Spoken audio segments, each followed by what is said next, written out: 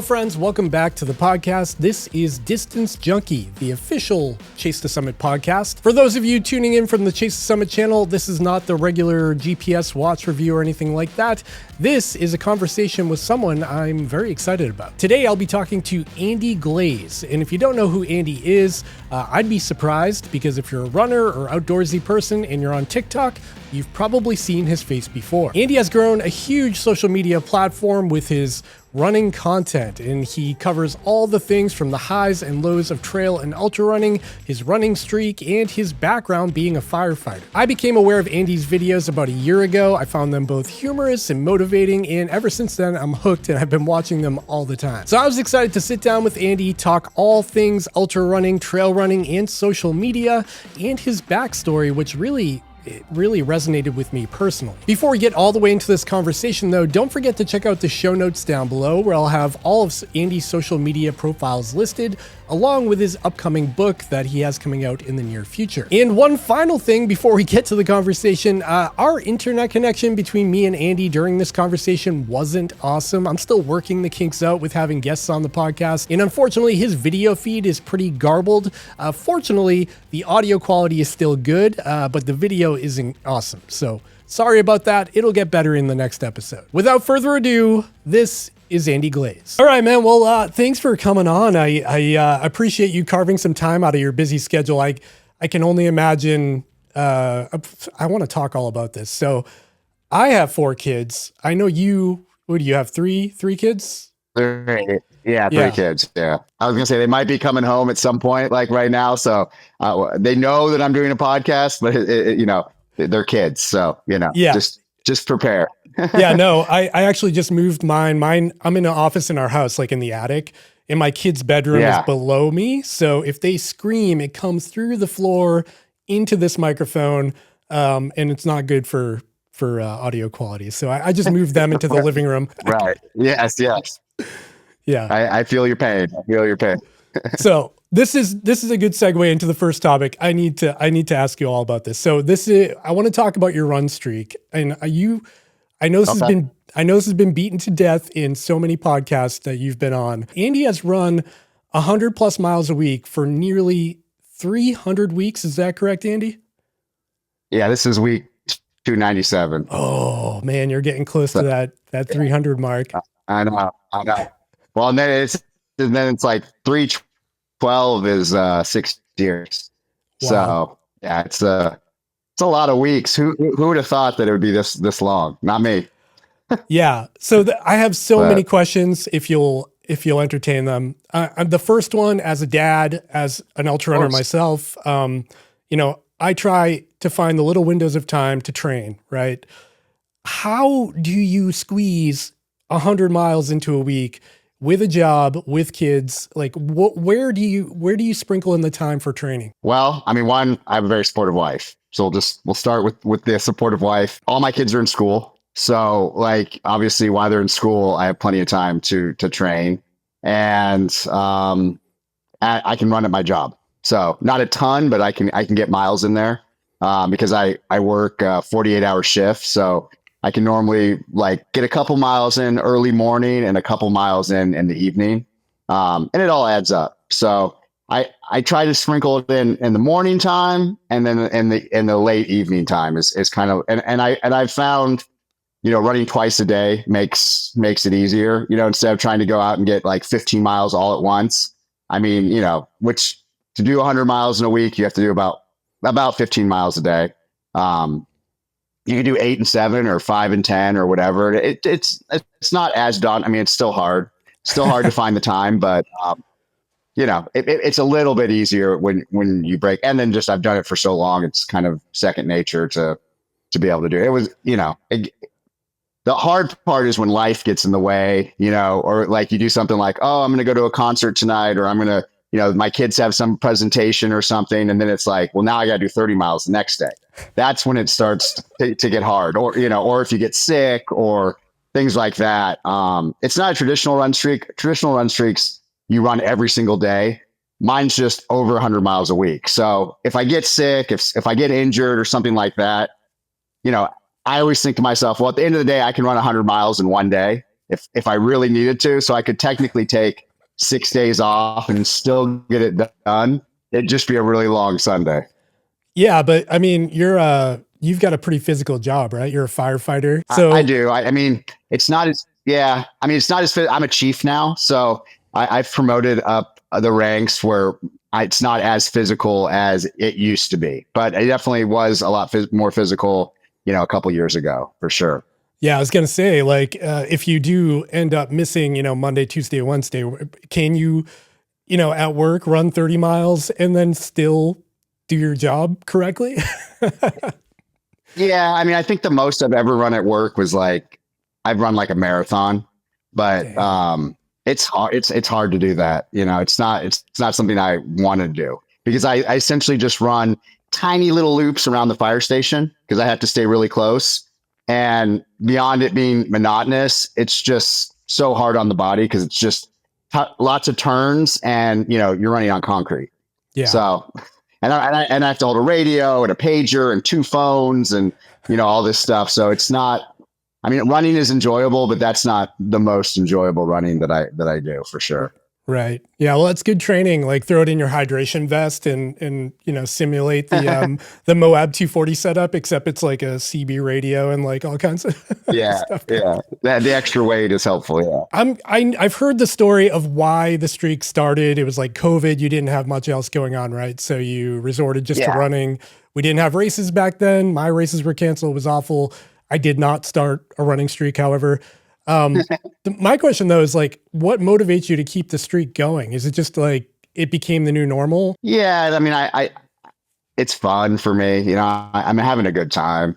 I mean, if I didn't like it, I wouldn't do it. At the end of the day, it's like my brain works that way, where it likes to have like a goal and it likes to break goals down into like small segments. So every week I have the goal of running 100 miles, no matter if I have a race that week or if I have, something else going on. And sometimes when I have a lot of stuff going on, it makes it more interesting to me because I'm like, all right, how am I going to manage all these things going on in life with having to run 100 miles, which, I get really geeky and, finding time wherever I can. And I find it's just enjoyable for my brain. So, and that, I have a pretty intense PTSD from my work.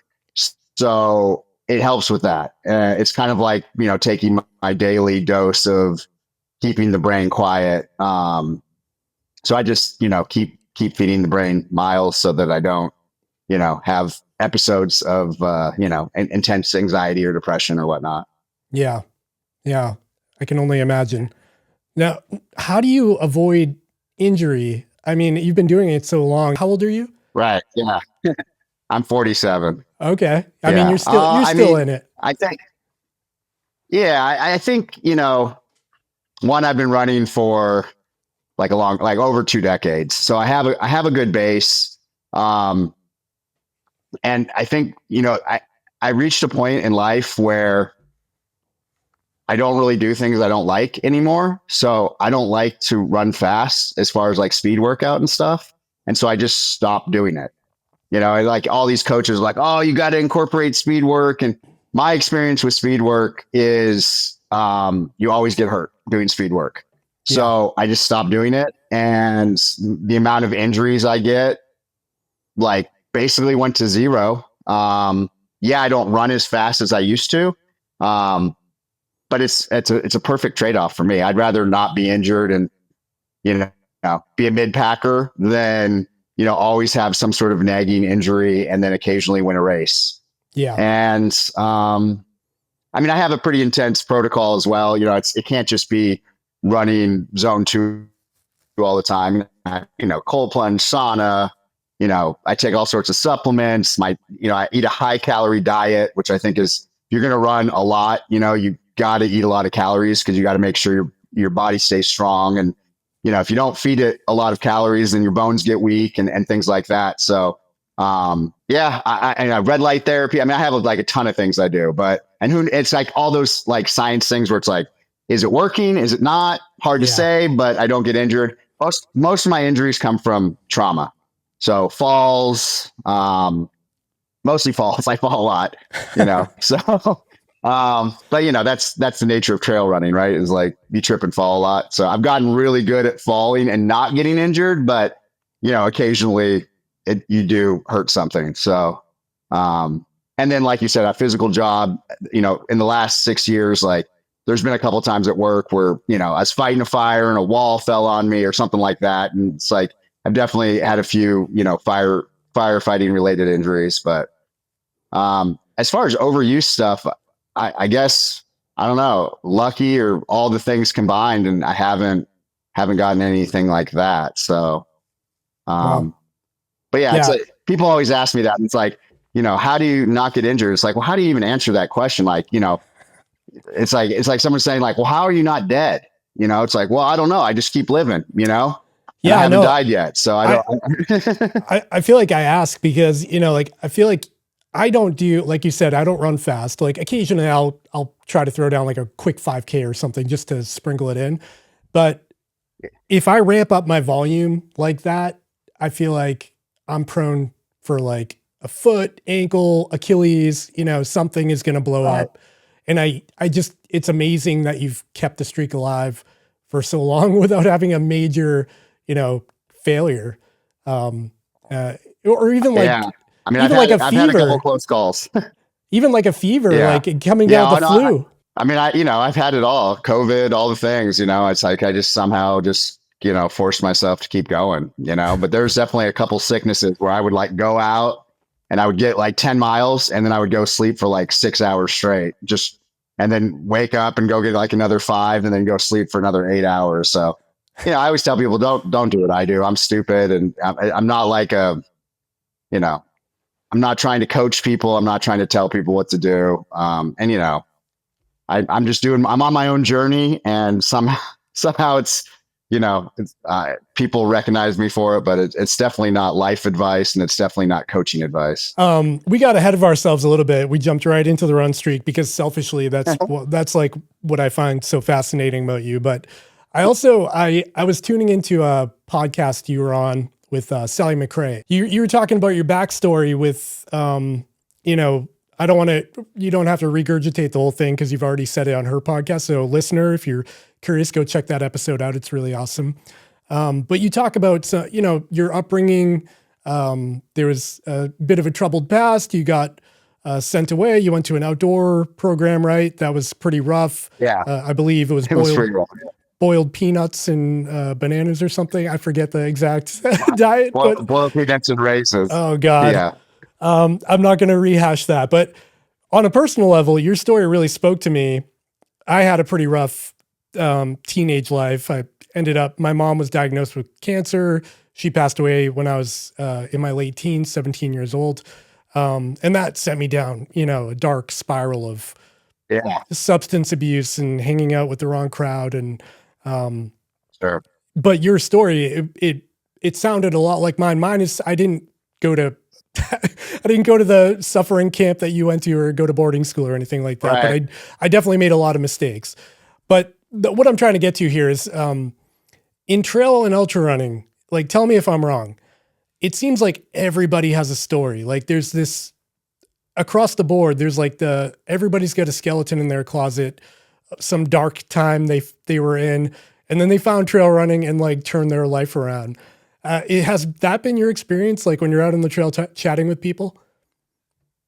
I mean, a lot of people. I've definitely, because it's becoming more popular now, I think we're starting to get a lot of people that are just showing up because they just want a challenge. But, I've been doing ultras for over a decade, and definitely in the first, 5 or 6 years, it was a lot of people in recovery or just, had a troubled past that found this thing and it really spoke to them. And I would agree that a large portion of ultra runners do have some past trauma, and it definitely, I mean, running in general is what got me away from all the depression and, like bad living. So I totally understand why that is. If you are in a dark place and you find running, it's a really good thing that you pour, all your energy into, and you get rewarded in a similar way that, drugs do. They make you feel good, and, they make you feel bad, and they make you feel good again. And like, on some level, that's running, right? Like, you kind of in an opposite way, where you feel bad while you're doing it, and then you feel good afterwards. Whereas drugs are, you feel good while you're doing it, then you feel bad after you do it. But, I think it speaks to the type of brain that we all are. It's almost like there's a segment of people who almost replace that bad thing with the good thing, which is running, to sort of fill that void, occupy the mind.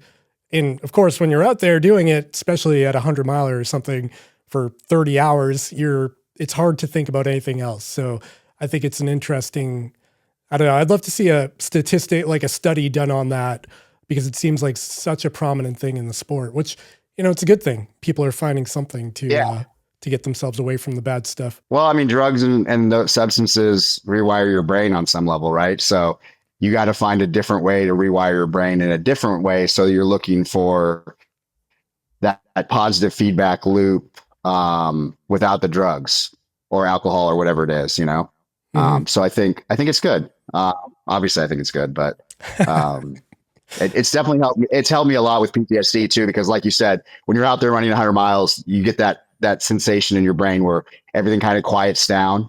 And it's really hard for me to reach that in just normal life. I have a very active brain. So when I'm out there suffering and people watch my videos and they're like, oh, he's really going through it, those are like the best moments for me, because the brain has really quieted down and I'm just focused on surviving. Right. So I may look terrible, but I assure you that I'm very happy. So oh no, I just look terrible always if I'm in 100 miler. Well, it definitely does that to you too. I mean, it's a hard thing to do. It's not easy. I want to pivot a bit. Since the channel you're on right now is so heavily focused in the gear, right? I think you're a great guinea pig with the sheer amount of mileage you put down for gear that works and doesn't work. First, what kind of watch are you wearing? I'm a Garmin. This is the Phoenix 8 Solar. So yeah. I've been on the Phoenix series, I think, since it started. So I know that they have what is it, the Enduro. Yeah, now it's supposed to have a little bit better battery life, but I don't know. I've always been with the Phoenix, and I just stuck with it. I think I like to do a little mountaineering here and there too. So I like the features more than just the battery life, and I've found the battery life is pretty good no matter what. So I can remember having to run like every 25 miles have to recharge the watch, so now, I'm like, this is amazing that I can go a whole 100 miles without charging it, Yeah, it's crazy how far we've come, because I remember, I haven't been running as long as you have, but I probably ran a 50 miler in like 2017. And even in that short amount of time at a 50 miler, I would need to clip it to my vest and find a wire to connect it to the battery pack. And like, that was like a thing you had to think about. And now I think just almost every watch over a couple $100 can make it through 100 miler now, which is kind of crazy. It's like a whole different world. I had one of the first Garmin's, and you used to have to sit it outside in your front yard for 45 minutes so they could connect to satellites. So you'd sit it out there, and by the time it connected, the battery was already almost dead. So I mean, I have, it's come a long ways. It's come a long ways, and I love it. So I love gear, and I love testing gear. I have a couple little sponsorships that I've been working with recently, but in general, like, I just like trying as much as I possibly can. And then when I find something that works, I stick with it. But, yeah, I mean, when you run as many miles as I do, it's fun to just test stuff out. And I'm never scared to just try something new. And if it doesn't work, then I just move on, but I'm not like, are you the type of guy who's kind of like a watch nerd? Like you're researching them, you're diving through the menus, or are you the type of guy who's like, take it out of the box, put it on my wrist, go for a run, forget about it? I mean, I don't know how, I don't get that deep into it, but I definitely have my specific settings that I really like. So it's more or less like when I get a new watch, which is like every year or whenever they come out with the new one, I set it all up exactly how I want it, and then I don't do another thing with it forever. because I know everything that I want it to do, but I know Yeah. it can do a lot more. Like I don't have this thing connected to my phone. I'm not getting text messages and all that stuff. I know it has that capability, but I don't necessarily want my watch telling me that I'm getting a text message or a comment on Instagram or something like that. So, Yeah. but when I'm out like doing outdoor stuff, I know how to use the watch pretty dang well to navigate and get me out of any like pickle that I get myself into. What other tech are you carrying when you're doing like a 200 plus mile race? I'm assuming headphones, probably what you're wearing right now. Yeah. Yeah. I mean, I really like the aftershocks. I've used them for a long time and they've come a long ways too. I just for me running, I like to be able to use my ears. So, I like the bone shock, like sort of, or bone conducting technology. Just so, if a bear's near me or a car or whatever, I can still hear it. Um, so I'm slightly obsessed with that technology. I mean, aftershocks were just like, I think kind of the first ones to do it, but I, if another brand came along that was better, I would use it. It's funny. I put on an old pair of aftershocks the other day and it sounded so terrible. And I was like, I can't believe I used to listen to music and stuff through these. These are terrible. But at the time they were the top tech. And now as the new ones keep coming out, it keeps sounding better and better. But you forget how terrible it used to be back in the day. But Have you tried the new Oakley Vanguard glasses with the built-in camera and the headphones? no, I want to. I sent them a message and was like, "Hey, can you send me a pair of those?" And they didn't respond to me. So, I must not be big enough to get a comment back from Meta or whatever. But They're pretty wild. yeah, they Man. look cool. I feel like they'd be right up your alley with like content creation and music built into one thing. And you get that like weird Yeah. POV. Like when you're going through the finish line, you'd have that, right on your head, which is kind of cool. Different perspective. Yeah, no, I mean, and I think, I wear Oakleys already and I like the way they look and, all that sort of stuff. So I've definitely thought about it for, content creation and all that, but not yet. I'm working on it though. Sometimes I think like, hey, I'm running all these miles, send me your glasses so I can test them out. But, brands are so hard to get a hold of nowadays. Can you tell me about this Tantrums vest that I've been seeing more and more of? I saw you wear it at was it Moab? You were, oh no, Javelina. No, yeah, Javelina. Well, I mean, so there's just like, I met this guy at UTMB one year. He was running it and he was just telling me that he was developing a new vest. And I just sort of like kept in touch with him. And then he ended up moving to Pasadena, which is like kind of near me. I mean, it's not super close, but like, within an hour or so, depending on LA traffic. And yeah, he's just developed this like pretty awesome vest. It's more of like a racing vest though, because it's definitely doesn't have a ton of bells and whistles, but it like fits really, really well. And yeah, I hit him up and I was like, hey, I'm doing Javelina. Javelina is an interesting race because you have an aid station basically every 5 miles. So you don't really need to carry anything other than water and food. So I was like, hey, let me test out your vest because I don't need like a 12-liter vest for, Javelina. So yeah, I wore it. The only thing is there wasn't a phone pocket. So he's found in his research that a phone should be down on your waist or your legs or something like that for, he's looking at it like all this scientific, weight distribution and all this stuff. Whereas I'm looking at it as, I'm a content creator and I need my phone right here so I can pull it out. So, yeah. But yeah, I think a lot of pros that are fast and don't worry about their phones and stuff like that have been wearing them. And then he's developing like an 11-liter one that obviously you can use for like 100-miler and whatnot. If you're a pro, you can get away with a 6-liter pack for 100-miler because you're moving so quick that you don't really need to carry that much stuff. So, but me, I carry the kitchen sink with me and, continue to grind on. Yeah. Yeah. No, me too. But it was comfortable. It was real comfortable. So, and, I like supporting small business. At the end of the day, it's like I like I like the small guy, you know?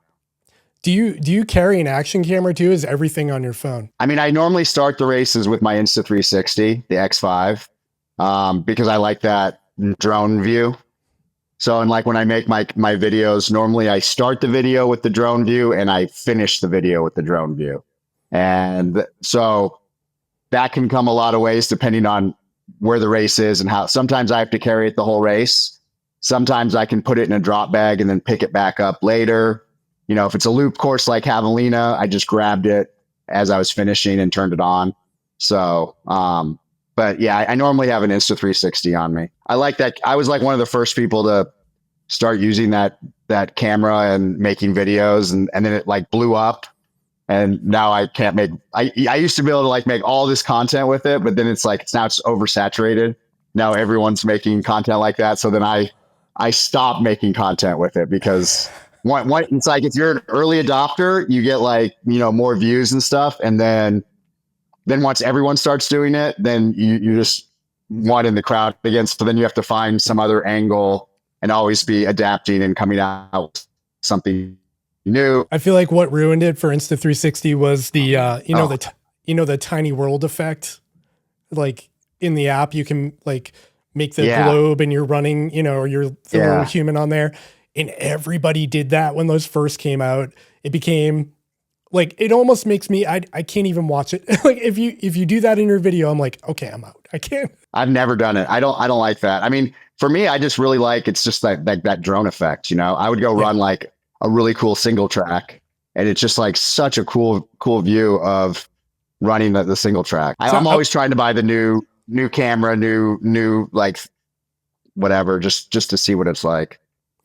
It's an investment for your business, so you're allowed. Yeah, exactly. When it comes to racing, you've run some incredible races in your time. You've got what, UTMB, Cocodona, the Arizona Monster, several others, and multiple finishes at a lot of these. Is there a race or a moment in a race that stands out for you as like the pinnacle of your running career, or like the most fun you ever had? My first 100-mile finish always like stands out pretty strongly, just because one, I got sub 24 at Angeles Crest, which is a very, very hard mountain 100. And I trained really, really hard for that race. Harder than I've probably ever trained for anything in my life. And it was my first 100. So I got to go through the whole roller coasters of feeling great, then feeling terrible, then feeling great again, then wanting to quit, then not quitting, then feeling great again. And really experienced that for the first time. And then just the amazing overflow of emotions as you cross the finish line. Like I really wanted a sub 24, and I got it, and it was just a really good feeling. So I think that's probably, even though it's my first 100 and I've done, I don't even know how many since, I always, go back to that moment because it was just so amazing. There is something about the first, I DNF'd my first attempt at the Vermont 100. It was like over 100 degrees out that day, and I ended up with rhabdo, and I was like, it was gross. Bad things were happening. So I pulled the plug. But then when I finally finished at a couple of months later, I ran another race here in New England. And what a trip, man. Like that moment of crossing the finish line, getting that buckle, and like all the planning that went into it, all the training. It's really an amazing feeling. Yeah. Well, I mean, the race is great and all, but it's really the journey to get there that's the rewarding part. I mean, so many hours and, just miles and miles of just suffering and hard work, and everything goes into it. So the finish line is just the pinnacle of it all. What piece of advice do you have for an aspiring ultra runner that wants to sign up for their first, let's say 100 miler? Is there something you wish you knew before you got into this whole mess? Pacing or even a mindset thing that you've found later after doing so many of these races? You should probably crew and pace like 100 miler, because that'll give you like really good insight into what's about to go down. You normally pace towards the end of the race, so you get to see what mile 80 looks like. I always talk about mile 80, but mile 80 is real real interesting. And to be able to see that, and you're going to feel fresh and good because you're just pacing, but to see what your runner is going through, and then to start visualizing that happening to you, it's a good thing to do. And then also, like, by crewing, you'll start to understand what you're going to need when you come into aid stations, because you're going to be providing it for your runner. And then just really focus a lot of energy and effort on your hydration and your nutrition plan. And think about, what are you going to eat if you're nauseous? Like, how are you going to get calories in if you feel like you're going to throw up? And do a lot of testing on foods and things like that, on smaller races. And when you're running a 50K or a 50 miler or 100K, really focus on what you're going to eat, because, I always say, like, a car with no fuel does not drive, right? So if you think of yourself as a car and you don't eat, you're not going to, like, continue forward. So, and especially in those 100-mile races or anything further, like, you really have to eat a lot. And when you stop eating, that's when you really start to feel terrible.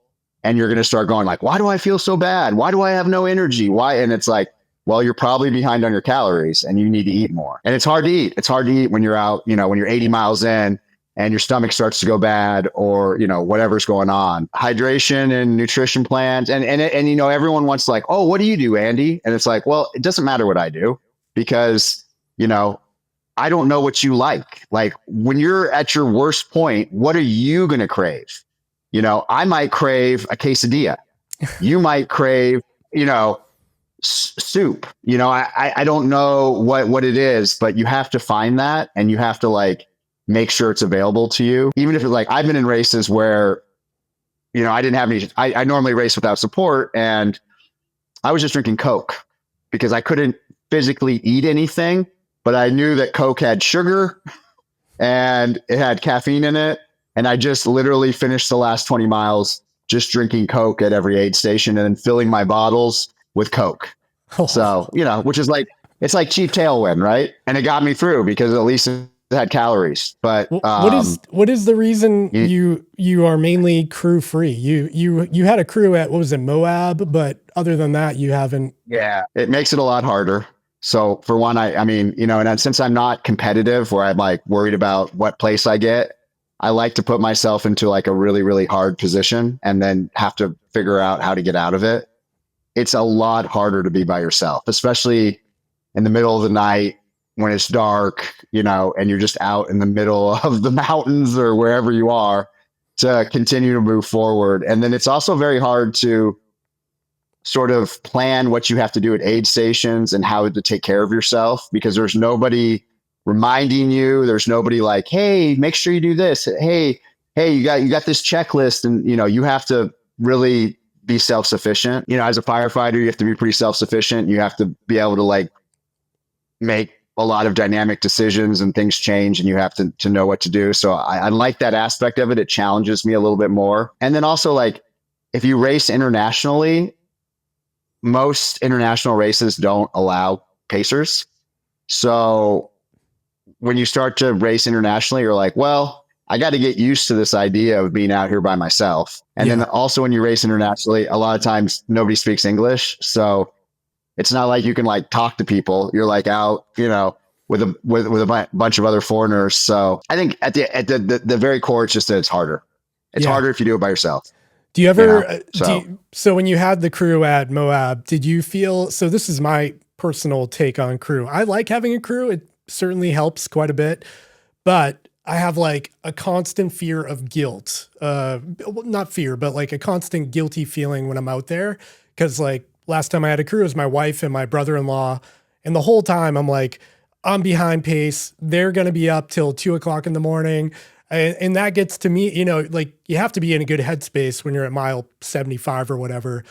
And it started to wear on me to the point where I was like, I kind of wish I was just solo here so I could be, like, grinding on my own and not worrying about other people's feelings or whether or not they ate or slept. And, there's more dynamics, especially when it's your wife or someone you love and you're worried about their, situation instead of just you. Oh yeah. Yeah. I don't make my wife does not, like, do it anymore. She, in the beginning, she definitely would come to a couple of them. But for me, I'm very efficient in aid stations. I don't like to spend a lot of time in aid stations.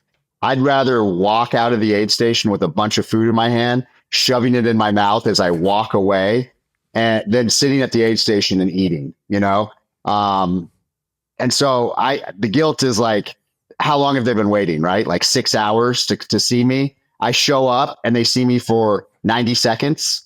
You know, I mean, that's where the guilt is for me. But in a 240-mile race, when I do 200s, I have a different vibe when I come into aid stations. I come into the aid station, I sit down, I redo my feet, I eat a couple like like big old burgers or whatever. Like I try to throw like a couple thousand calories down. So it's a slightly different vibe when I'm doing the really long ones. But in a 100-mile race, I felt guilty that, you know, why like at Javelina, my wife came, she saw me start, and then she went to the spa and, you know, hung out at the hotel and like then came for the finish, you know, because it's like I come in and I like shove a bunch of calories in my mouth and refuel my waters and all this stuff, and then I'm out. So she was like, no reason for her to sit around all day to see me for 90 seconds. Yeah. So. Yeah, that's a good point. Last time my wife crewed me after I finished, I was in a pretty bad place. I had an Achilles problem, and probably for the half marathon she paced me, I was complaining from mile 80 to 100, just like my ankle hurts, I can't run, I hate this, why am I doing, you know, I was kind of in that spot, and she was not having it. So by the end of the race, she was like, do not ask me to do that ever again. So I think I've lost my only pacer. But I want to jump to those 200-mile races for a minute. You're kind of the 200-mile advocate guy on social media. I feel like you highlight them in a way that a lot of people don't get to see. You know, you hear about them. Our Viper does a great job of their social media presence, their live streaming and everything. But a lot of your content is around those super long races, which I find super fascinating. And I think it elevates, you know, the attention to those races as well. And it begs the question, like, where is this going? Is 100 miles going to be the new 50K? And is 200 miles going to be the new 100 miler? You know what I mean? Like, where's the limit here in 5 years? Are there going to be 500-mile races in the US? Yeah. I mean, I think, you know, the nice thing about a 100-mile race, right, is it's just a day or two. Whereas when you start to get in these longer races, it's so many days. And then it's also like so expensive. So I think on some level, there's always going to be that like ceiling where to break into the like 200s, it's a real investment, not only with time, but like a lot of money.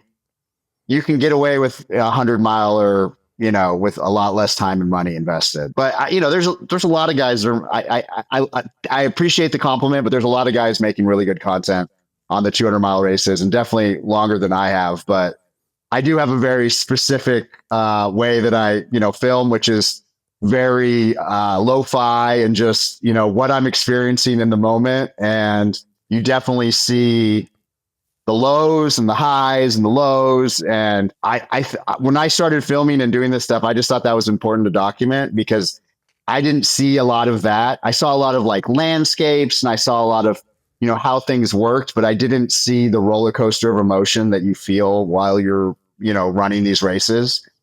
So I hope that when people watch them, they're like, well, maybe this is what I'll experience, you know? Yeah. Well, I mean, and I think it is, you know, they'll feel a lot of the weird stuff that I'm going through.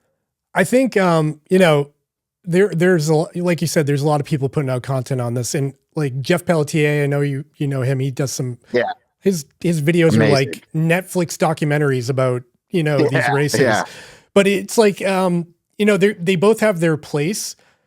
They're beautifully filmed. He's an incredible athlete himself. But like what I get from yours is this like raw first person point of view that you don't often see. And that's what I really like about your content. It feels real. You know what I mean? It's like you hit record on the camera, you're 200 miles in, and you get that sense of like, oh, this kind of sucks right now. And then by the end, you're like, oh, he's smiling and happy. And it's, I don't know. There's a place for it all. There's no filter, right? When you're like 200 miles into a race or 80 miles into a race or anything. So it's just kind of interesting because I never know what I'm even going to say. I don't plan anything. It's just, I just literally hit record and I just start talking, and wherever it goes, it goes. And, so for me, I go back and rewatch them too, because you don't always remember everything that happened in these races because they're so long and, so much happens. So, I feel like someday I'm not going to be able to do this, and it'll be kind of cool to go back and rewatch all these videos of me doing this insane stuff. And, even my kids, right? Like when they're my age and I'm dead, they can be like, they can watch their dad losing his mind out in the middle of the Moab desert or whatnot. I do want to ask about your content in social media in general, but so the other day I jumped on the treadmill for a while and I was like just binging a bunch of your shorts, or your TikTok reel, whatever you call. I'm too old to even use the nomenclature properly, but, I'm watching them and I found myself in a lot of situations being like, I wish I knew the whole story. Have you ever thought about doing like longer, like long form stuff, like a full documentary of your race, or are you just die hard to the short form stuff? Well, no, I mean, so on TikTok and on YouTube, but mostly on TikTok, I post, I mean, it's long form in the sense that I do 10-minute videos. So most of my races, there'll be a 10-minute video. And on TikTok, it does really, really well. Like, I mean, I think my Moab video is at like maybe like 6.5 million, with 500,000 likes, stuff like that. And then I have some like my Arizona Monster video, the 300 miler, I think is sitting at like 1.2 million likes. So on TikTok, it does really well. On YouTube, I mostly just put it on YouTube because I have a lot of older followers that don't have TikTok. So, but again, I'm filming it in, phone mode.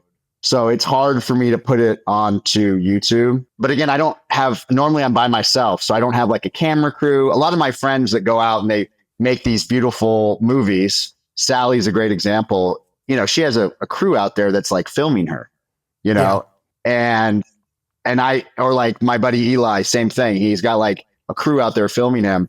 I don't have that. So that I got a lot more interesting footage at Moab this year because I had pacers with me. So I don't know if you saw like where I got like the tree, I got stuck in a tree and I couldn't get my jorts and the tree was going up my jorts and I couldn't get out. I would never have been able to get that footage had I not had a pacer with me, Yeah.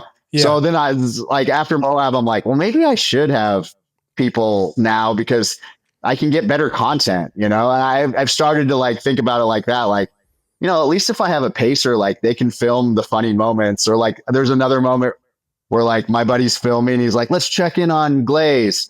And I'm like so out of it that I think he's like FaceTiming someone. And I'm like, who's that? And it was me.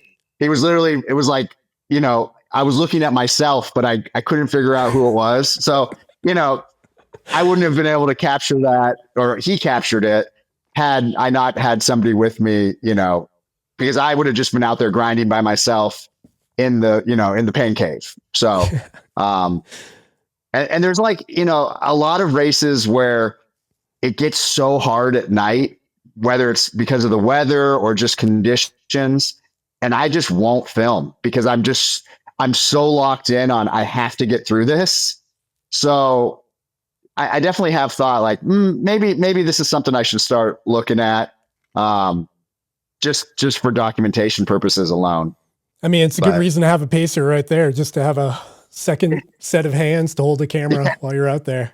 Right. Yeah, exactly. And, and they're all fresh and springy and, know what's going on. Although my one pacer that was filming, he did 120 miles with me at Moab. So Dude. He was a beast. He was out there. He got me through some hard times, but he got himself 120 miles. They need a pacer buckle for that situation. I know I should I've thought about making him like a little one, that says like Moab Pacer. Oh, it's amazing. Or like the half Moab, instead of like, like a half marathon, the half Moab. Well, it goes back to your point about pacing and crewing. he probably got a great exposure to the course. He probably knows all about it now. I mean, for the most part, from running 120 miles of it. That's amazing. I want to ask about social media. What made you're a firefighter? I mean, the stigma of a firefighter from my perspective is like tough guy, macho man, I don't imagine meeting firefighters who are also vlogging or creating a social media profile, or let alone a TikTok. What drove you to hitting record for the first time? Yeah, I mean, it definitely got made fun of a little bit in the beginning. I mean, you have to have thick skin if you're a fireman, because everyone makes fun of anything you do. You know, you get a haircut, they're going to make fun of you. You don't get a haircut, they're going to make fun of you. You know, you get fun of you're like, what did you eat? You get made fun of, you know? So you have to have kind of thick skin. I've always loved like photo and video. Like, video was not a huge thing when I was growing up because we didn't have like a lot of access to it. But I have always loved taking pictures. And when Instagram was, you know, young, I would every run I would go out and I would make sure I would get one cool picture of myself running on whatever trail I was running, and I would post it. And I was obsessed with it. And then when it started to be this whole video thing, I had already been kind of making videos. Like, I had one of the first GoPros and all that stuff, but I had no way to edit it. You know, it was like, you can go back on my YouTube.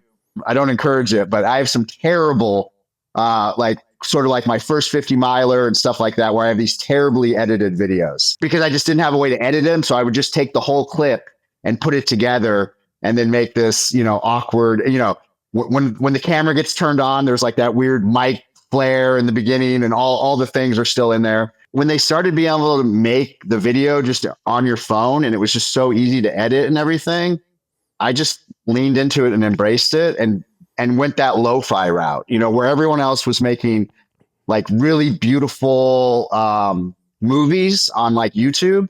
I just hung out with Billy Yang, and when I was first running, I used to love Billy Yang movies. You know, they were so beautiful, and I loved watching them. I just went the other route, and it worked for me. And then, you know, anything you do in life where it works, you just kind of lean into it and see where it goes. And obviously I've gotten better and better, and, you know, you adapt and, you know, and make changes and stuff. But it is kind of weird because I'm so old, you know, and I'm huge on TikTok, and most people on TikTok are like 14 years old.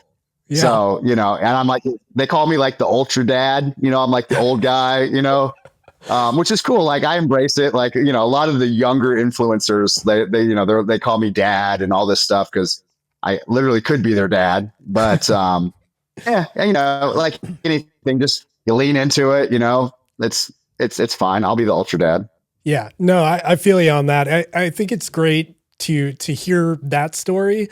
I had a mechanical engineering job at a robotics company, great career, good retirement plan, all that junk. And I leaned into this really hard to the point where it became my job. That, you know, explaining that to my dad, like, I'm gonna leave this job to go make YouTube videos.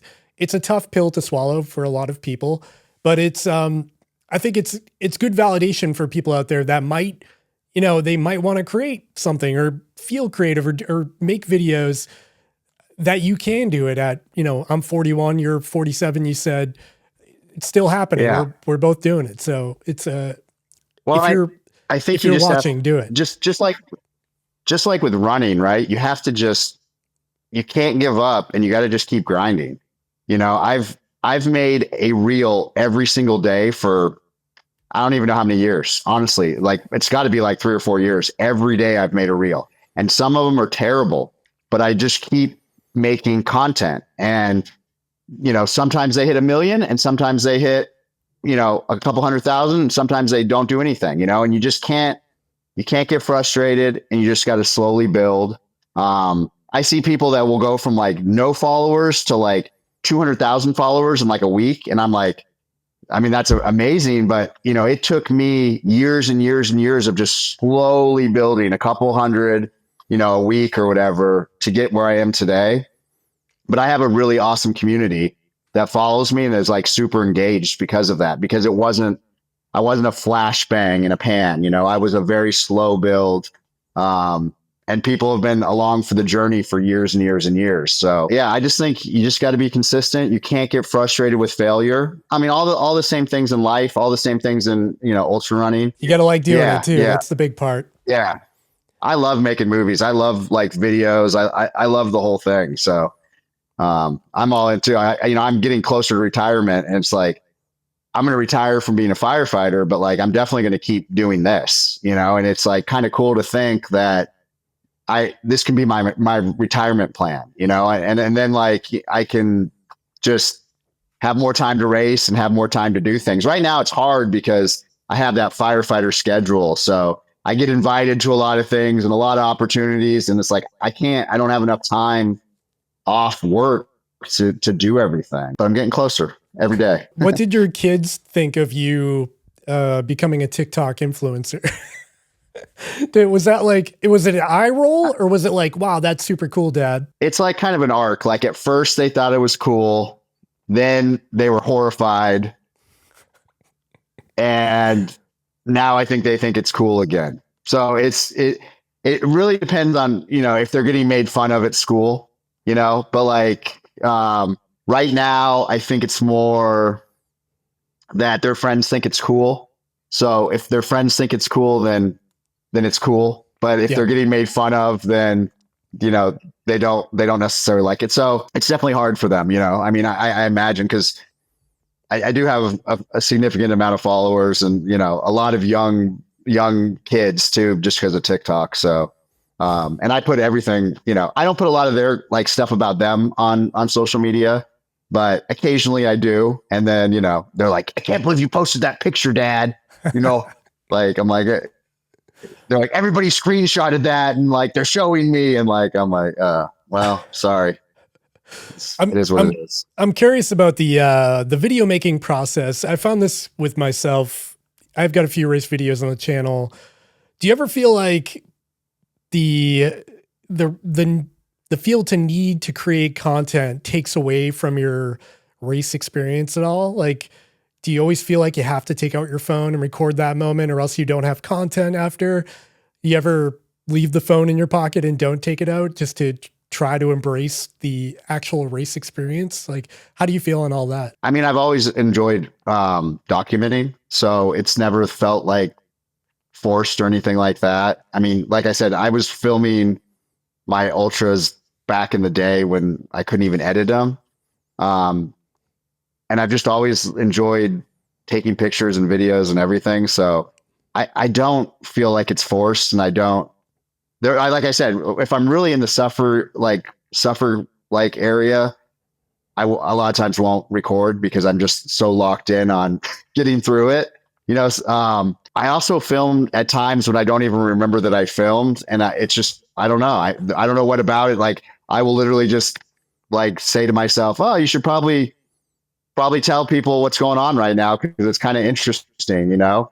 And if I hadn't done that, I probably wouldn't have remembered that it happened. I also feel like it's, in a weird way, it's a little bit helpful in those dark moments to almost pretend like you have someone to talk to. Like my little selfie stick. Yeah. I'll be like, all right, man, it's been rough and I'm feeling sick, but like you get to vent and almost feel like someone's listening to you. I do, like at this point, because I do have so many followers and stuff, I do kind of feel like I'm talking to my friends. I post to my stories in real time during the race if I have cell signal. So people kind of will follow along. And then what I do is I take those stories and I mold them into one long movie, you know? So realistically, the long movies are just all my stories, like, you know, glued together basically, you know, with a little bit of editing. But, and so, yeah, it's kind of like I'm checking in. Hey, this is what's going on. You know, you're out somewhere for like 3 or 4 days, you know?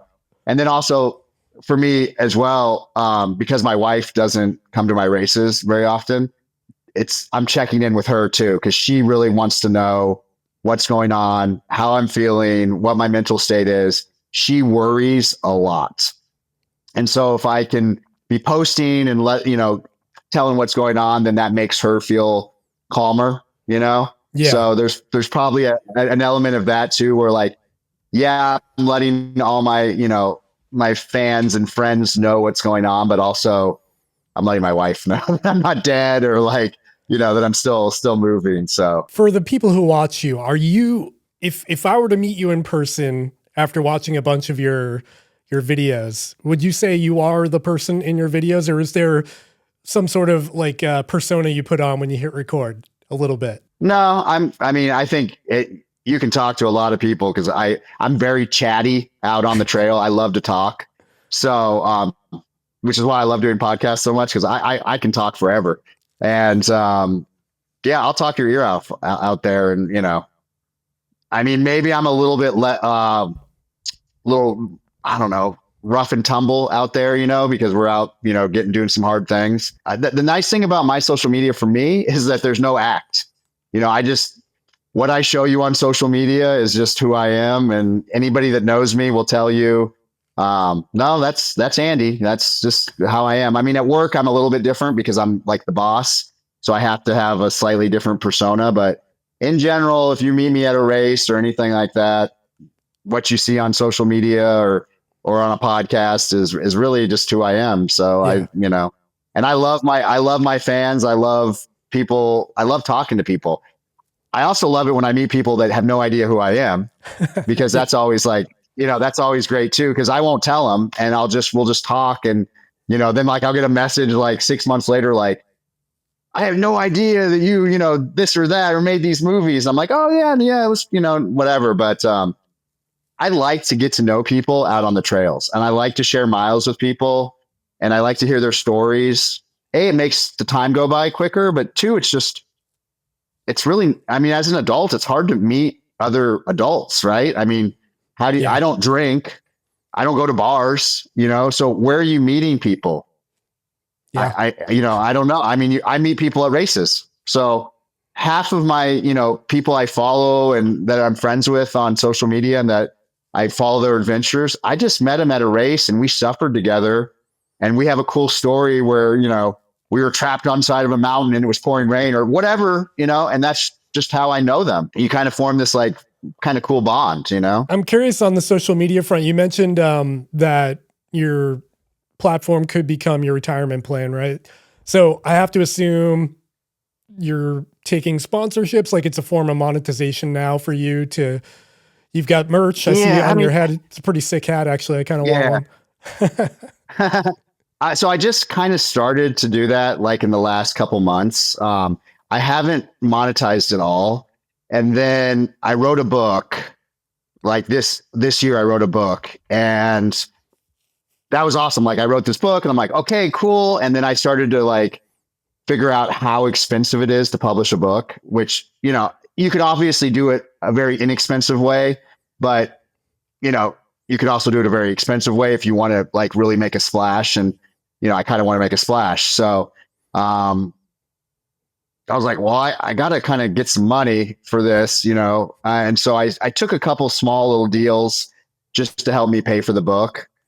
But then that opened my eyes open, like, well, I could probably like, there's a lot of products that I already use that I could probably, do something. So, I'm open to that, but I'm not like actively pursuing anything. It's a I definitely could monitor.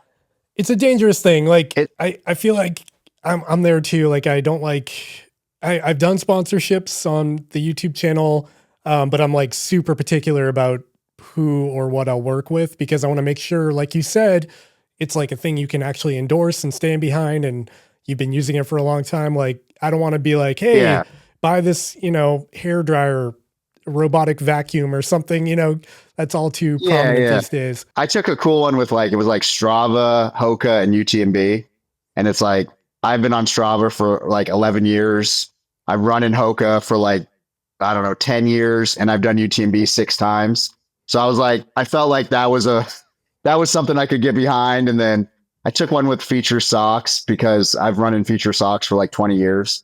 So, things like that. But I make enough money at work where I don't necessarily need to like do that. But for retirement, for me, I'm more looking at like public speaking and stuff like that, like going and talking about, motivation and consistency and discipline and that, and then writing books because I really enjoyed writing my book. And then I have a lot more that I can, they, they cut 93,000 words down to like 50,000 words. So I basically have another book already written that I just have to like go back and like, like a part two or like, expand on. Can you tell me more about your book? Is this just is it like a biography through your life, or is it more focused on running? Yeah. No, it's more an autobiography of like kind of like what you had talked about in the beginning. It's kind of started in my teenage years where I'm really struggling. And interesting enough, like, I think kind of like my downfall started because my dad got diagnosed with cancer and they gave him like 6 months to live. And that he didn't end up dying, but it was like that, him coming to us, hey, I have 6 months to live, and just the spiral of being, 13, 14 years old, not knowing how to deal with your emotions and just turning to drugs and, all that sort of stuff. So that sort of into college and, I wouldn't say I had like a rough 20s, but like I definitely wasn't like a productive member of society who was working out or, still doing a fair amount of drugs and alcohol and whatnot. And then sort of the arc of getting to where I am now. It's kind of broken down into like the low points, the middle point, and then like where I'm at now, which I would consider like a high point. So very cool. Yeah. What's when is the TBD when's the date on that going to be available? So it's still, I think I'm going to try to release it during the Arizona Monster, like around that time, which is the end of March. Nice. I had, it was supposed to come out this December.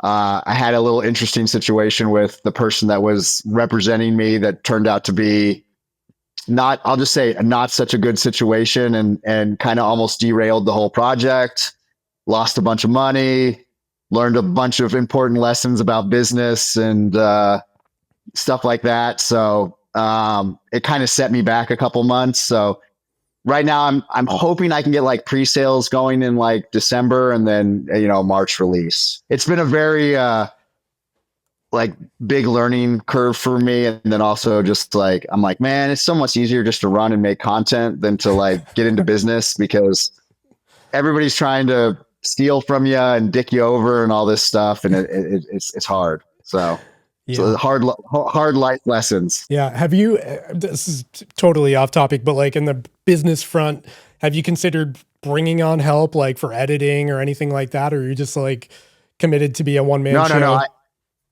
No. I mean, you're talking about editing for my videos? Yeah. Or just taking a hat off, you know what I mean? Like taking over one aspect of what you do. I thought about getting like I'm friends with, Kara and Nate they have like a big channel on YouTube. A travel channel, right? Yeah. So and Nate's gotten really into ultras. We did UTMB together this year in Moab and shared a bunch of miles. And I've hung out with them and spoken to them a lot. And I've definitely like thought about it. I think more or less I just need like an assistant, just on a very basic level. Like I get a million podcast requests, right? And it's like, how do I manage that? If I could just like send them to somebody and be like, hey, can you schedule this for me? Here's my calendar. Or like, hey, I'm going here. Can you, that would be probably helpful. But I like having my fingers on the editing and all that stuff. But then at the same time, I watch like other people's videos and I'm like, man, that's edited so well. It looks so good. I love it, So I don't know. I'm not making any money off the videos. So to pay somebody to do something that I can do for free, but maybe in the future. I mean, I don't know. And my wife tries to help out with some of my stuff. She'll do like a rough cut or lately she's been, so I'm not good at TikTok. So she's like, I'll cut up a video and I'll make a little TikTok and you'll put it and you'll have a presence over there too. And I'm like, it's a great idea. But then when she does it, I'm like, well, that crop is a little funny and like the text doesn't line up. And she's like, well, are you going to let me do it or not? You know what I mean? Like, so right. I feel you. Like I like to be involved, especially when I feel like it's me, like this is my thing. So it should be me that is doing the editing because that's half of it, you Right. know? Yeah. I mean, my wife, she's like a little micro influencer, and I help her a lot. And then, we'll collab on videos, and I'll watch like, she'll be like, all right, here's the video. And I'll be like, the font's too small. I hate it. I think it should say this. I start like, she's like, this is my video, and I'm like, okay. But it's like, yeah, same thing. I'll start like breaking down everything, about the video. But, you know, I do things a specific way, and I think, people like the way I do it. And if they don't like it, it won't do well. And then I'll adjust to some other style, If Yeah. you watch the arc of my videos, I've changed so much throughout the years. And I'm always, it's like, I used to make these videos like, what are my haters saying? And they did really well. And then everyone started making those videos. So then I changed to something else, and it's not that I don't like the what are my haters saying videos, but everyone else started making them. And so then I just like abandoned them and did something else. So I think keep it fresh. In this game, yeah, you always got to be making different stuff. Or maybe you're just running, then adjusting on what. Maybe you're just running out of haters, Andy. That might be the case. The bigger you get, man, the more haters you get. I mean, it's insane. I got a hater the other day on Strava. Wow. I was like, holy moly, I can't. Yeah, it's like, it was like, I might be the first hater that I've ever had on Strava. But yeah, I was like, have I made it now where people are coming on my Strava and, like, this is a really slow walk or something like that. I'm like, okay, bro, like, whatever. Yeah, that's exactly why I started. Everything I put on Strava is private first, and I only make it public if it's a cool thing, like if I do a race or a cool adventure run or something like that. But if I'm just doing like my training stuff locally, I'm like, yeah, I'll just keep that private, and that way I avoid the comments. Yeah, I'm at 80,000 followers on Strava. I never thought that would be a thing. I know. I'm like, that's like an all-time high. I mean, what does like Eliud Kipchoge have on Strava? You're probably up there. That's wild. Strava started as a cycling app, so I think some of the pro cyclists have quite a few followers. But I mean, it's definitely for just a mid-pack old guy. It's pretty good to have 80,000 followers on Strava. So I'll take it. All right, dude. Well, we've been rolling for like over an hour, but I have one final thing I want to ask you about, right? The run streak. We're jumping back to the run streak because I need to know. I think it was today or yesterday, you put out a short or a reel saying, here's my plan for the next several weeks. And it was like a progression. Like, can you just give me your plan, quote unquote, that you put in that? Yeah. Reel? So, I mean, my 300th week in a row is the first week of December. So I decided that I'm going to run 300 miles that week, which I've never have done a 300-mile week. I run a 300-mile race, but it was like over, like it started on a Friday and ended on a Thursday or whatever it was. So it was technically in 2 different weeks. So, I figured I would start this week. I'm doing 140 miles. Next week, I'm going to do 170. The next week, I'm going to do 200, and then I'll do 300. So it's a slow taper build up to the 300. So I don't know, man. 4 weeks jumping from like doubling your mileage in 4. Call that a slow taper, I guess, but it's a lot of miles. I mean, last month I ran 600 miles. So if this month I run 800, it's not that big, but it's going to hurt because I still have to work throughout that whole month. And like we talked about, I can't run a ton of miles. So on the 300-mile week, I have a couple 55-mile days, and then I'm going to end it with a 75-mile run on Sunday. So, but I'm going to try to like engage the community. I'm putting out the courses like ahead of time, and try to get as many people to join. I did this like for my birthday this year. I ran 75 miles, and just the night before I was like, hey, if you guys want to join me, this is what I'm doing. And by the end of the run, I had like 40 people. It was like a Forrest Gump moment, and we were all running down this trail, and we ended at the ocean, and it was so cool. Like we all took a group picture, and it was fun. So I think like we could probably get some like pretty good engagement. A lot of people coming out and running a couple miles. Like people would just be waiting. They'd jump in, run like 3 or 4 miles and then jump out, you know, and a couple cool. people did. Yeah. You know, some people did 10 miles and some, I had one guy do 30 miles and he had never run an ultra before. He just showed up and ran 30 miles with a JanSport on. He had a JanSport backpack and 2 like plastic water bottles, like Costco water bottles in his backpack, and ran 30 miles for the first time. That's amazing. It was, yeah, it was cool. So I don't know.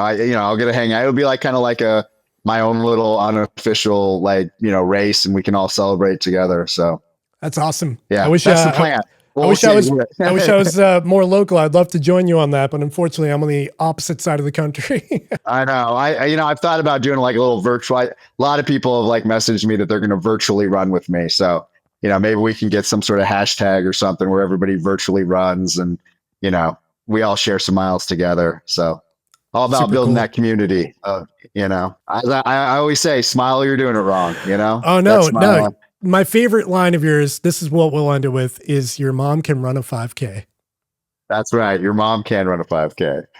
And that's all we've got for this episode of Distance Junkie. I hope you enjoyed it. And if you did enjoy it, please make sure to hit that thumbs up button and subscribe down below. Check out the podcast on your favorite platform like Apple and Spotify and leave me a review over there. And as always, don't forget to check out Andy Glaze's profiles on TikTok and Instagram. Smile or you're doing it wrong. I love it. I hope you enjoyed the episode, and make sure to comment down below and let me know what you thought of this podcast. I'd love to hear from you and any future guests you have on your wish list for this podcast. I'd like to hear that too. Okay, friends, I gotta go. Hope you enjoyed it. Bye.